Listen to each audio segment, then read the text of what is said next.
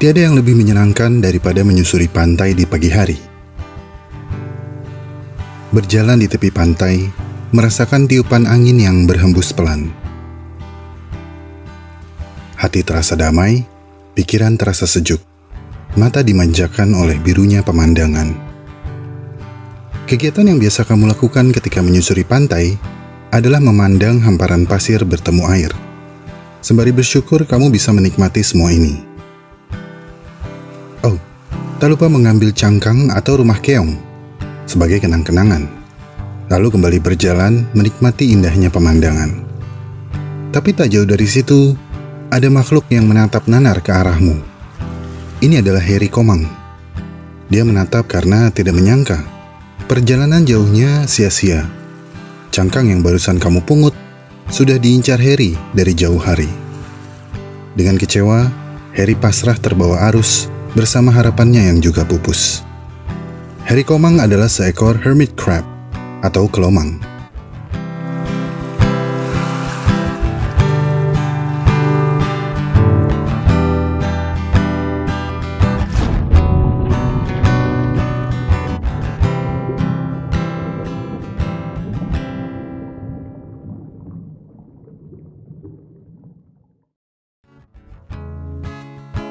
Bagi kamu, cangkang gastropoda laut adalah sesuatu yang indah. Dan sayang rasanya jika kamu membiarkan sesuatu yang indah tersebut teronggok di tepi pantai seperti sampah. Tapi bagi Heri, cangkang itu memiliki nilai yang lebih dari itu. Heri butuh cangkang tersebut untuk berpindah dari cangkang lamanya yang sudah sesak. Seperti kebanyakan arthropoda, Heri akan molting, menandakan pertumbuhan tubuhnya. Dan setelah molting, otomatis cangkang lamanya akan terasa sempit. Jadi Heri harus mencari cangkang baru untuk tubuhnya yang juga baru. Tapi ada apa dengan kelomang dan cangkang? Kenapa Heri nggak bisa hidup tanpa cangkang? Dan cangkang siapa yang ingin Heri pasang?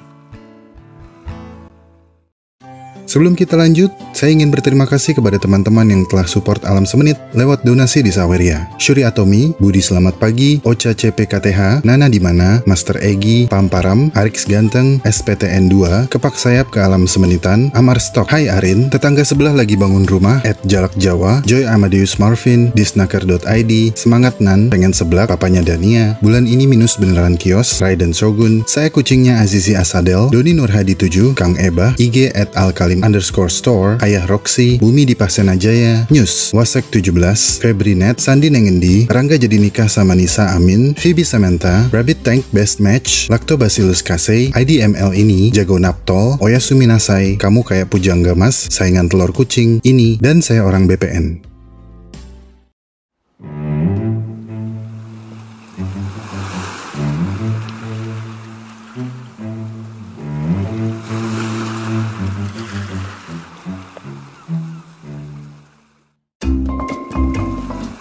Menyusuri pantai sembari mencari kerang memang menyenangkan. Tapi hati-hati, ketika kamu mencomot cangkang yang indah itu, mungkin cangkang itu sesungguhnya sudah ditekin oleh kelomang. Atau justru ada kelomang di dalam situ. Kelomang adalah hewan mirip kepiting yang menggunakan cangkang bekas keong sebagai rumah atau perlindungannya. Mereka menggunakan cangkang bekas ini karena mereka memiliki abdomen yang lunak. Dan abdomen lunak ini sangat cocok untuk mengisi ruang spiral di dalam cangkang keong bekas. Selain kelomang, mereka pun dipanggil dengan banyak nama. Ada umang-umang, kecomang, dan keong japit. Tapi saya yakin, mereka memiliki nama panggilan lain di tiap daerah. Ada lebih dari 800 spesies kelomang di seluruh dunia, dan hampir semuanya adalah penghuni laut. Beberapa dari kita mungkin lebih akrab dengan spesies yang semi-terestrial, yang disebut kelomang darat, yang suka kamu haha supaya keluar dari cangkangnya. Dan sesuai sifatnya yang semi-terestrial, mereka lebih sering di darat. Tapi mereka tetap butuh air untuk minum dan berkembang biak. Kelomang adalah salah satu hewan peliharaan populer anak sekolah, karena penjualnya suka mangkal di area sekolah. Kelomang yang dijual di SD kadang diwarnain cangkangnya. Satu generasi dengan anak ayam dan burung emprit warna-warni. Anak 90-an pasti sangat familiar dengan ini. By the way, ayam warna-warninya lucu ya. Cara bikinnya lebih lucu lagi loh. Coba lihat deh.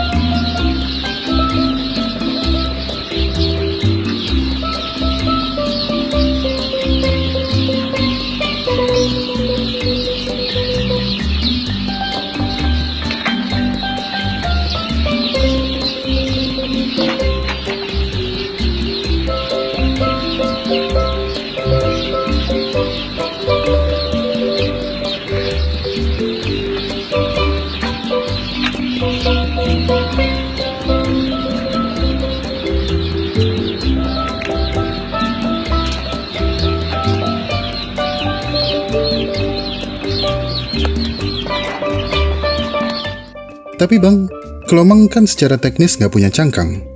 Yang dia pakai juga bukan cangkangnya dia. Jadi nggak apa-apa dong kalau diwarnain. Iya sih, kelomang memang nggak kayak kura-kura yang akan bermasalah jika kita cat tempurungnya. Tapi ketika kelomang nyemplung ke air, cat di cangkangnya akan mengeluarkan zat kimia yang larut di dalam air. Dan itu bisa berbahaya juga. Selain itu, kalau gambarnya jelek kayak gini, mendingan polosan deh. Ya udah, nggak apa-apa, begini aja polosan. Dan ada jokes yang beredar di tahun 90-an yang digambarkan dengan tepat oleh Nana Naung dalam buku Serba 90-an. Kelomang akan keluar dari cangkang ketika dihahah karena mereka kebauan. Seperti dilempar gas air mata ketika kamu di dalam bilik warnet. Jadi mereka mau nggak mau harus keluar untuk menghirup udara segar. Sebagai hewan peliharaan yang populer, banyak laporan kelomang peliharaan ini mati di penangkaran. Kasus utamanya karena mereka direndam di dalam air keran. Harus diingat, sebagian besar kelomang adalah penghuni laut. Jadi bukan hal yang tepat kalau kamu merendam mereka di air tawar. Hanya ada satu kelomang air tawar, yaitu Clibanarius fonticola. Yang ini memang butuh air tawar untuk hidup. Penyebab lain kematian kelomang peliharaan adalah ketiadaan cangkang pengganti yang lebih besar. Mereka akan keluar dari cangkang untuk molting atau ganti kulit. Dan ketika mereka selesai molting dan tidak menemukan cangkang yang baru, mereka tidak akan menggunakan cangkang lamanya karena sudah sempit, dan mereka bisa cepat mati tanpa cangkangnya. Cangkang pinjaman kelomang sebenarnya adalah pelindung abdomen mereka yang sensitif. Tanpa cangkang, kelomang akan terekspos terhadap panas, cahaya, dan udara. Mereka dapat mati dengan cepat tanpa cangkangnya. Sementara, memaksakan cangkang sempit akan menyesakkan bagi mereka. Dan sama aja, jika dipaksakan, mereka juga akan cepat mati.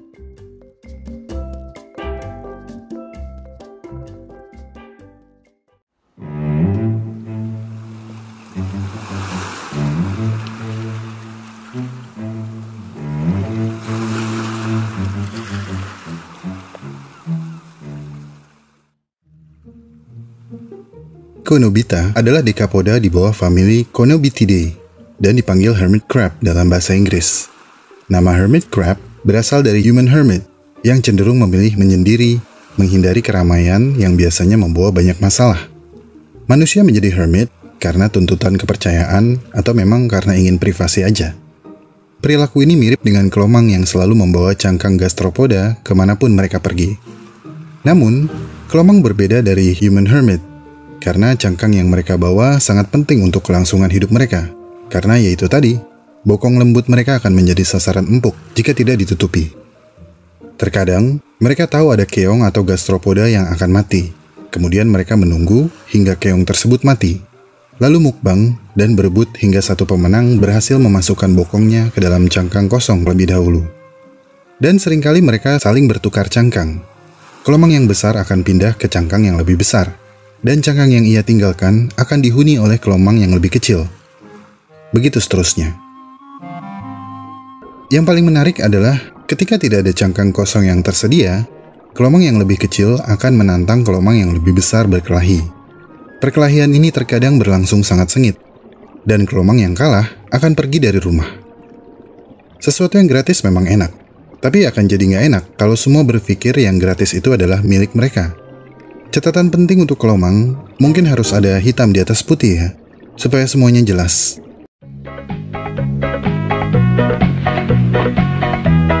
Dalam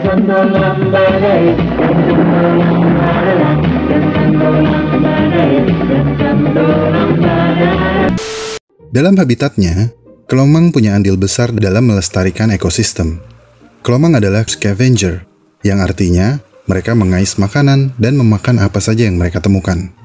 Mereka membantu mendaur ulang sampah organik di habitatnya, menciptakan ekosistem yang bersih. Kelomang bahkan pernah diteliti, dan ternyata sangat baik untuk kesuburan tanah. Pada beberapa spesies kelomang laut, ada simbiosis yang unik yang terjadi di antara kelomang dan anemon laut. Anemon laut menempel pada cangkang kelomang, dan sepertinya kelomang cuek aja dan gak merasa terganggu. Ini adalah simbiosis mutualisme. Kedua pihak sama-sama diuntungkan. Kelomang mendapat perlindungan dari anemon laut yang memiliki sangat responsif, sementara anemon laut bisa mendapatkan banyak makanan karena kelomang selalu berjalan dan mengorek pasir untuk mencari makanan. Kalau dilihat seperti si buta dan kliwon ya.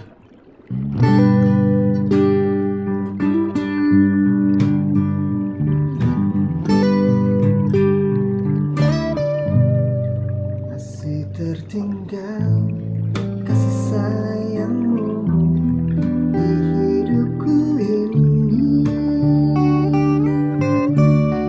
lalu terbayang saat bersamamu sampai kini. Aku terjatuh dalam asmara dan ku terlena.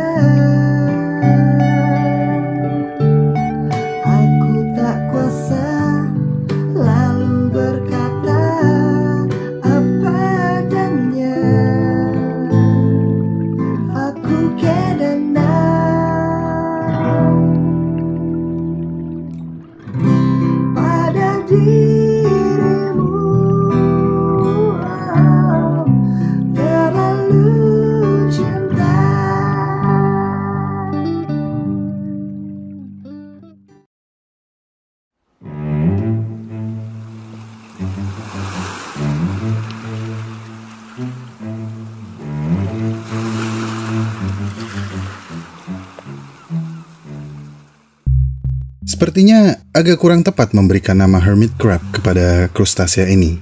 Pertama, mereka bukan kepiting sejati seperti kepiting yang sering kamu lihat. Karena meskipun mereka memiliki eksoskeleton yang keras dan capit-capit yang besar, tapi mereka memiliki ekor yang lembut. Dibanding kepiting, mereka lebih berkerabat dekat dengan lobster. Dengan capit yang besar sebelah, yang memiliki fungsi ganda, yakni sebagai alat bantu untuk makan serta sebagai perlindungan, capit yang besar ini biasanya digunakan untuk menutup pintu ketika mereka bersembunyi di dalam cangkangnya. 5, 4, 3, 2, 1, close the door. Selain capit, kelomang memiliki sepasang mata menjemuk bertangkai fleksibel yang memungkinkan kelomang dapat melihat ke segala arah di sekitarnya. Dan ini bisa sangat krusial di alam liar, karena predator dapat menyerang dari segala arah juga. Tapi meskipun demikian, kelomang tidak sepenuhnya bergantung pada mata mereka. Mereka lebih memilih menggunakan 2 set antena yang sangat canggih untuk mengumpulkan informasi. Kelomang menggunakan antena mereka untuk merasakan habitat mereka dan memudahkan navigasi. Pada dasarnya, 2 set antena kelomang bekerja untuk memahami area sekelilingnya. Antena yang lebih panjang biasanya disebut feeler atau peraba, dan digunakan untuk menavigasi lingkungan dan meraba apa yang ada di sekitarnya. Sementara antena yang lebih kecil disebut antennules, yang berfungsi sebagai indera pengecap dan pembau pada area sekelilingnya. Terkadang, antena ini juga bisa digunakan untuk berkenalan, menyentuh antena kelomang lain. Tindakan ini sering terjadi ketika kelomang ingin mempelajari satu sama lain. Dan kalau kamu sudah menonton video tentang ketam kenari, kamu pasti akan berpikir, kok mereka mirip ya? Ya, karena mereka memang masih berkerabat dekat. Bedanya cuma satu. Semua kelomang akan mengenakan cangkang gastropoda sebagai perlindungan karena mereka memiliki bagian abdomen yang lunak. Sementara, ketam kenari memiliki abdomen yang tergulung dan terlapisi eksoskeleton yang keras. Oh, ada satu lagi alasan kenapa keliru untuk menamakan mereka hermit crab. Kelomang memang menutup diri dalam cangkang ketika terancam. Tapi di alam liar, kelomang adalah krustasea sosial yang terkadang hidup dalam kelompok besar yang terdiri dari 100 atau lebih individu. Kelompok ini terbentuk karena kebutuhan kelomang untuk seringkali pindah ke cangkang baru yang lebih besar. Dengan banyaknya individu dalam satu kelompok, maka mereka tidak perlu berjalan jauh seperti Harry untuk mencari cangkang baru. Oh, ada update tentang kabar Harry. Kekecewaan tidak mendapat cangkang yang sudah ia incar sangat melukai hatinya, sehingga ketika malam tiba, Harry mengigau dalam tidurnya. Agak lebay ya, tapi kelomang memang bisa bersuara.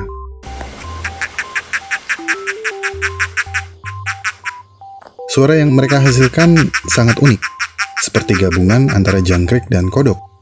Suara ini dikenal sebagai stridulasi.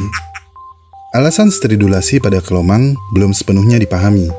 Dugaan utamanya adalah menunjukkan agresi terhadap saingan yang telah mendapatkan cangkang yang ia inginkan.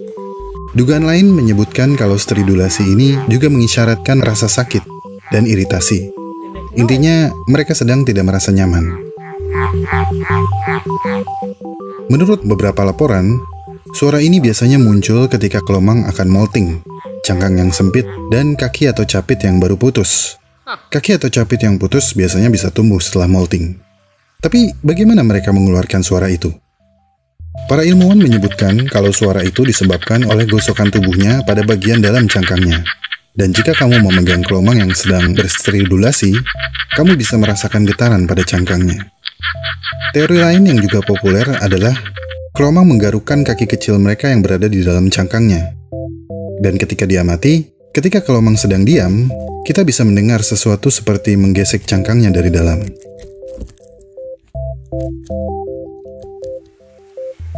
Kaki-kaki kecil ini digunakan untuk mendorong tubuh masuk dan keluar dari cangkang. Selain itu, kaki kecil tersebut juga digunakan untuk membersihkan bagian dalam cangkang. Pengamatan ini sekaligus membuktikan kalau 4 kaki belakang kelomang, meskipun kecil, tapi masih bisa dimanfaatkan dengan baik.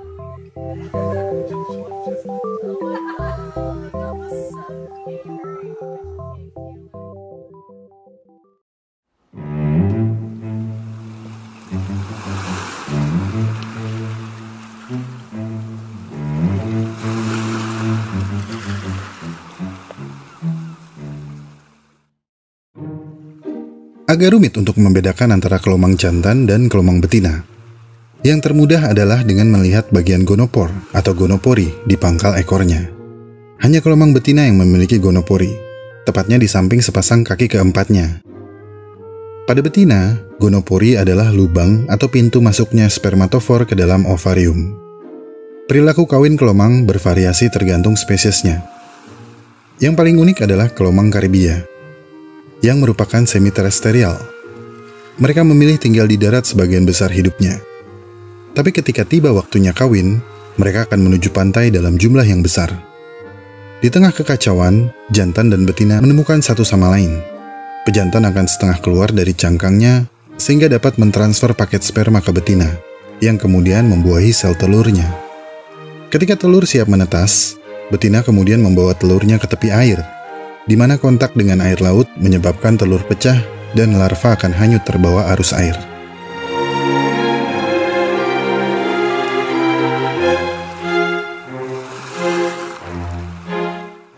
Larva kelomang akan hidup di laut sebagai plankton. Plankton larva kelomang dinamakan zoea. Mereka akan bermetamorfosis dari bentuk larva simetris menjadi seperti udang kecil yang asimetris yang disebut megalops, yang hidup memakan alga dan plankton yang lebih kecil. Kemudian, megalops akan molting beberapa kali menjadi kelomang kecil dan mencari cangkangnya sendiri ketika eksoskeletonnya mulai mengeras.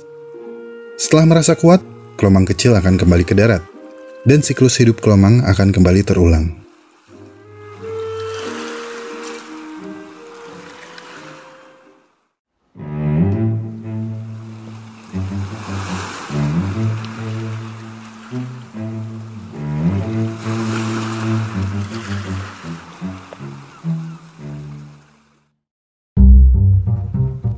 Seperti yang saya bilang sebelumnya, kelomang tidak bisa hidup lama di penangkaran. Pengecualian untuk pet owner yang totalitas memberikan sangkar dan ekosistem yang sesuai. Di habitat alaminya, kelomang bisa hidup selama sekitar 30 tahun. Namun di penangkaran, biasanya mereka hanya hidup 15 tahun. Dan jika sangkarnya kurang ideal, Mereka hanya hidup beberapa bulan, paling lama setahun. Dan beberapa pihak menganggap ini sebagai praktek yang tidak bertanggung jawab. PETA pernah menginvestigasi bagaimana ratusan kelomang diambil dari alam liar dan ditempatkan di kandang yang sempit. Beberapa dipaksa keluar dari cangkang, dan proses ini menyebabkan kematian yang tidak sedikit.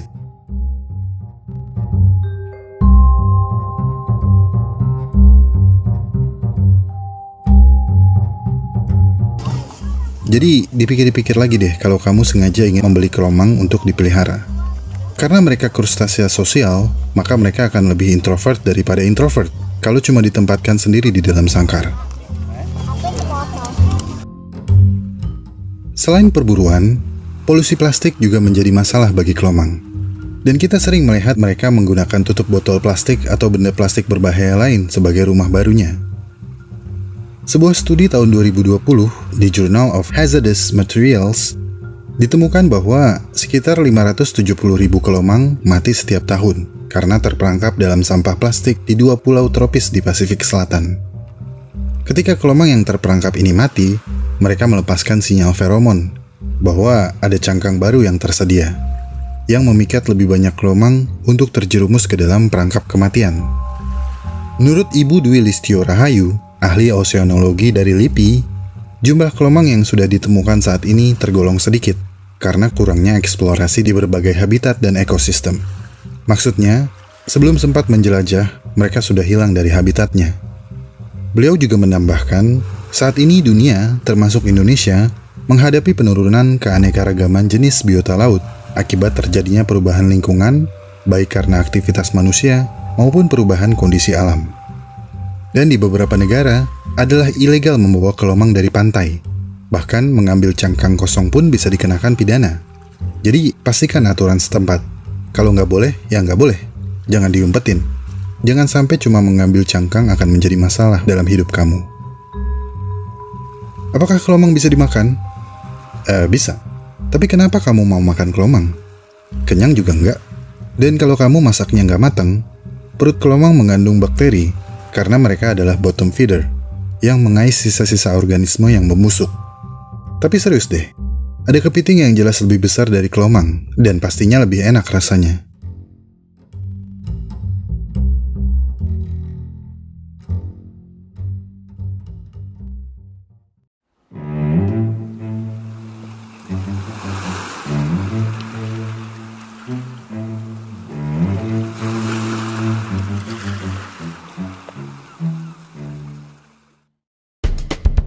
Kalau dipikir-pikir, dalam dunia manusia, kelomang seperti generasi milenial, generasi miskin, generasi yang nggak akan bisa punya rumah baru karena sistem ekonomi dan gaya hidup. Kalau nggak nyicil, ya ngontrak atau ngekos. Dan kalau kamu di ibu kota, kontrakan dan kos-kosan adalah sesuatu yang diperebutkan. Manusia berebut kontrakan seperti kelomang berebut cangkang bekas yang kosong. Jadi kalau nanti kamu pergi ke pantai dan menemukan cangkang kosong, sebaiknya biarkanlah. Dan jika kamu sengaja membawa kelomang ke rumah, kamu memiliki tanggung jawab untuk merawatnya sebagai hewan peliharaan, dan kamu harus memastikan kebutuhannya terpenuhi. Karena kebutuhan hewan peliharaan adalah tanggung jawab pemeliharanya. Dan untuk cari tahu cara merawat kelomang, kamu bisa cek di YouTube. Dan saya merekomendasikan Crabpedia untuk calon pehobi yang tertarik memelihara kelomang setelah menonton video ini. Makasih sudah diingatkan. Jadi, air yang aku gunakan untuk merendam atau untuk minum itu adalah air tawar yang aku campur dengan garam ikan. Ini bukan garam dapur atau garam yang dipakai buat memasak. Garam ikan tidak mengandung yodium dan bisa kalian beli di toko penjual ikan akuarium. Harganya murah, cuma 5 ribuan rupiah satu hanya. Ini tuh kelomangnya lumayan besar. Kelomang Brevimanus jumboku yang ini itu agak cacat di kaki, salah satu kakinya. Jadi di ujungnya itu patah.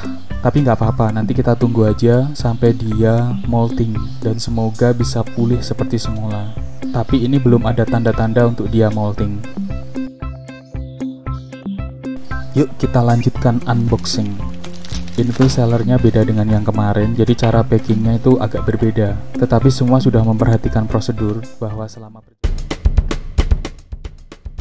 Dan jangan marah kalau saya bilang milenial miskin.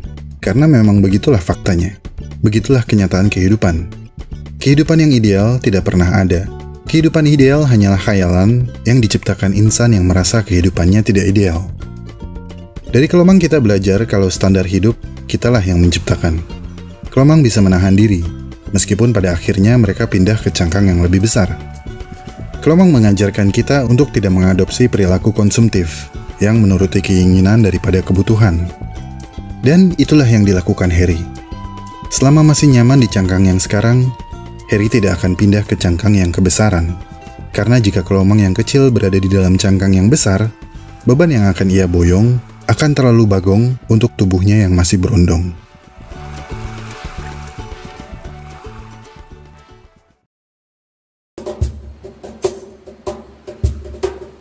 Terima kasih telah menonton sampai menit ini. Saya sangat-sangat menghargai segala support yang teman-teman berikan kepada Alam Semenit. Jika ingin tahu lebih banyak tentang subjek pembahasan dalam video ini, cek deskripsi video. Di sana teman-teman bisa menemukan segala jurnal, literatur, dan referensi saya dalam menyusun naskah. Kepada teman-teman yang baru subscribe, selamat bergabung. Semoga apa yang disajikan Alam Semenit bisa membawa manfaat bagi kita semua. Jika suka dengan pembahasan dari Alam Semenit, like video ini dan share. Karena like dan share dari kamu akan membantu perkembangan channel ini. Ikuti perkembangan semua hal yang aneh, menjijikan, dan indah yang mengundang rasa ingin tahu kita semua. Sampai jumpa di video selanjutnya.